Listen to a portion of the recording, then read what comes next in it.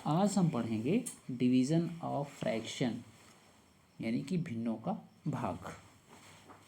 तो सबसे पहले हम एग्जाम्पल से समझने का प्रयास करते हैं। ये आपका एक सर्किल है, एक सर्किल और ले लेते हैं, एक सर्किल और ले लेते हैं। तो ये तो आपका पूरा सर्किल हो गया।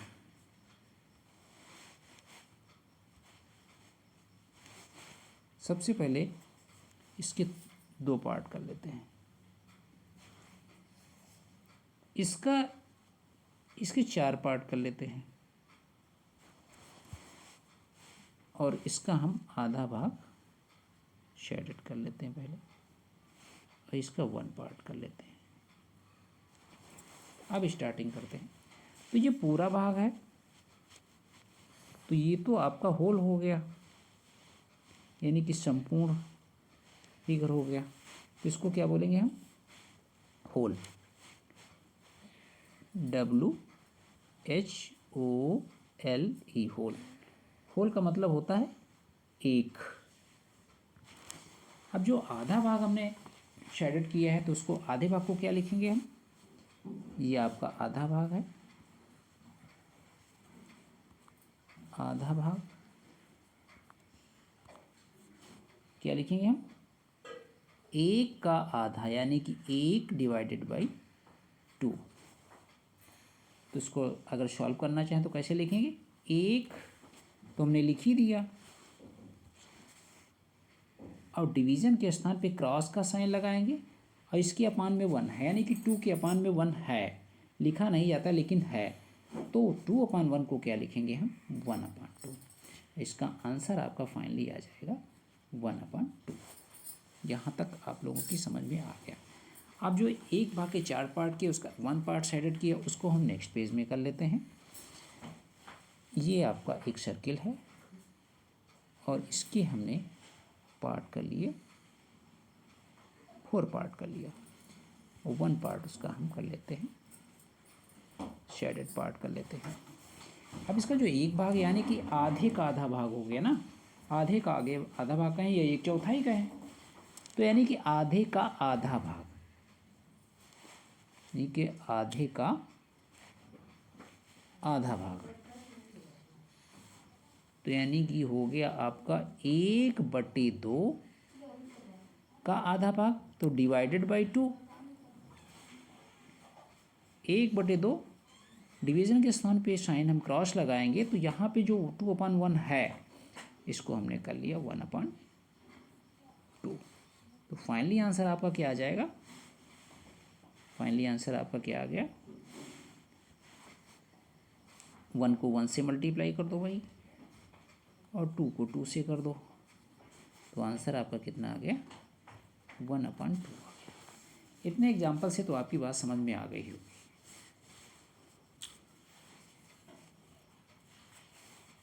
2 क्रॉस 2 = 4 होगा, 1/4 होगा। यहाँ तक तो आप लोगों की समझ में आ गया होगा। अब सीधे हम करते हैं एक्सरसाइज पेज नंबर 44 और चैप्टर तो आपका क्या चल रहा है? 7 चल रहा है। उसका हम पहला करेंगे, फर्स्ट का ए पार्ट कर लेते हैं।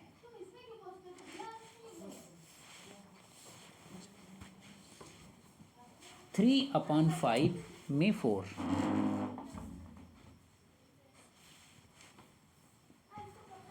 3/5 में 4 यानी कि 3/5 divided by 4।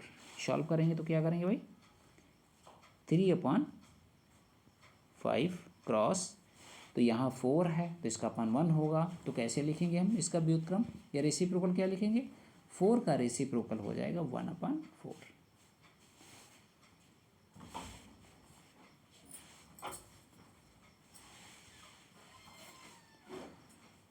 3 cross 1/5 cross 4 is equal to 3 1 जा 3/5 4 जा 20। ये आपका फाइनली आंसर हो गया। नेक्स्ट क्वेश्चन हमारा है ये B option. 6/7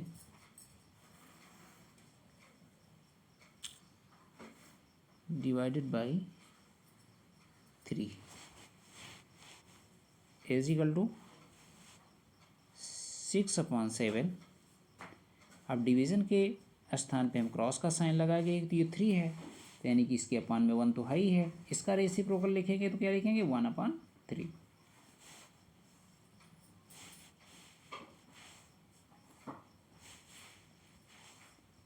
6/1/7/3।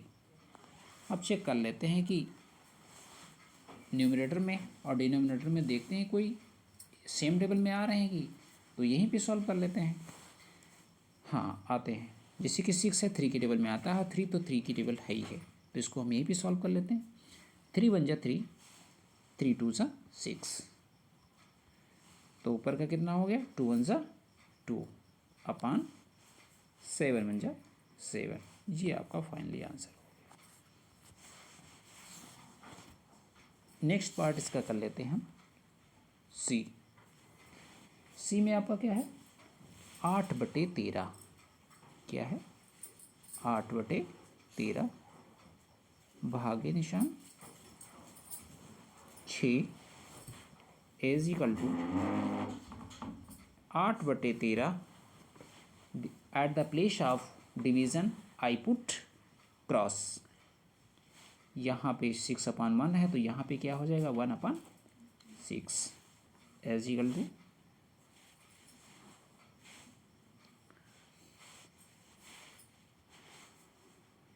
8×1/13×6 is equal to. अब इसमें भी चेक कर लेते हैं क्या ऊपर के जो नंबर्स हैं यानी कि न्यूमरेटर में जो हैं और डिनोमिनेटर में नंबर्स हैं उनमें चेक कर लेते हैं कोई सेम टेबल में आ रहे हैं। हाँ आ रहे हैं।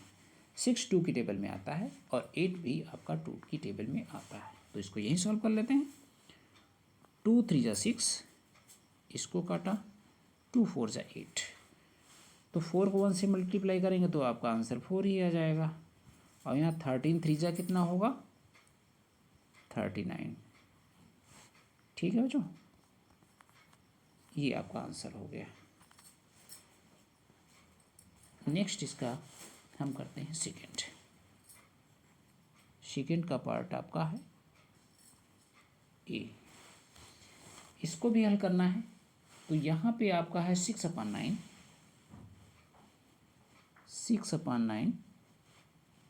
भाग का निशान 2 इज इक्वल टू 6/9 क्रॉस 1/2।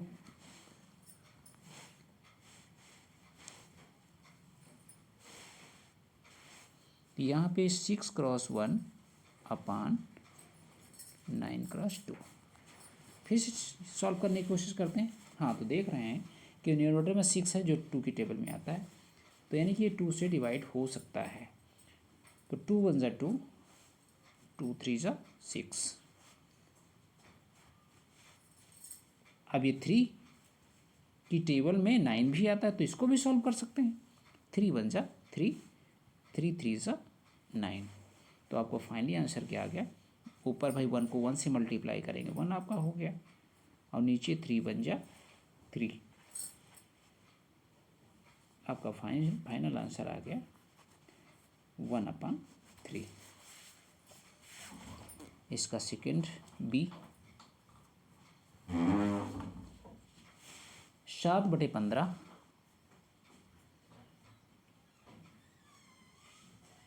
भाग का निशान 3, 7/15 भाग के स्थान पे गुणे का निशान, तो यहाँ 3 है तो यानी कि 3/1, तो इसको लिखेंगे हम 1/3, 1/3, 1/3। Next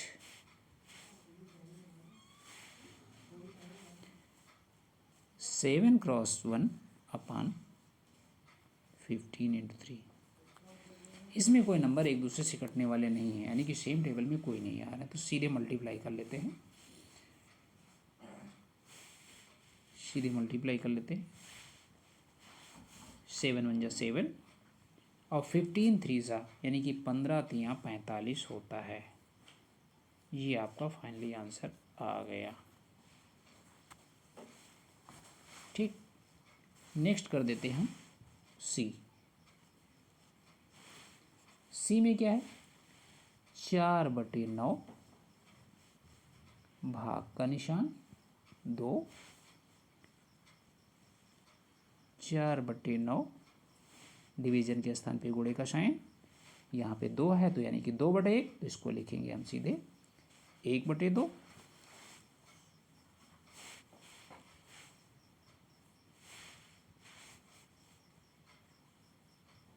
4x1/9x2। फिर से चेक कर लेते हैं तो हम देखते हैं, देखने में मिलता है कि 4 जो है 2 के टेबल में आता है और डिनोमिनेटर में भी 2 है, तो यानी कि ये दोनों आपस में सॉल्व हो सकते हैं। तो इसको 2 1 जा 2, 2 2 जा 4, तो फाइनली आंसर आपका क्या हो गया, 2 1 जा 2/9 1 जा 9। ये आपका आंसर हो गया।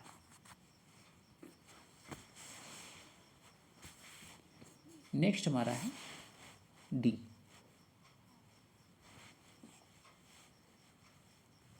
2 whole 5/8 divided by 3।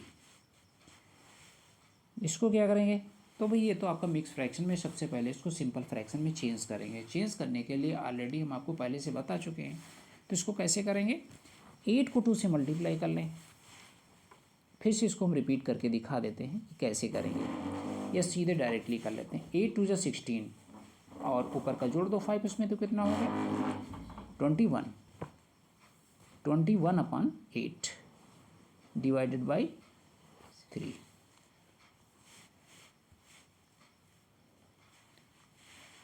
Divided by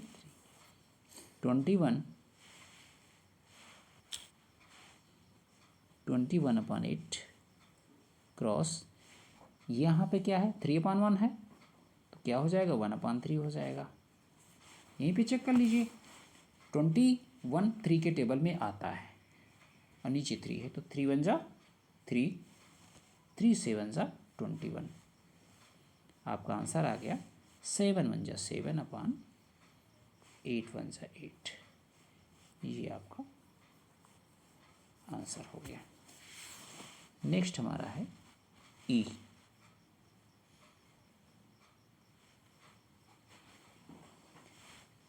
5 whole 2/7 भागे 4। मिक्स फ्रैक्शन में सिंपल फ्रैक्शन में चेंज कर लो। 7 5 जा 35, 35 2 + 37, 37/7 डिवाइडेड बाई 4। यहाँ पे 4/1 कर लीजिए।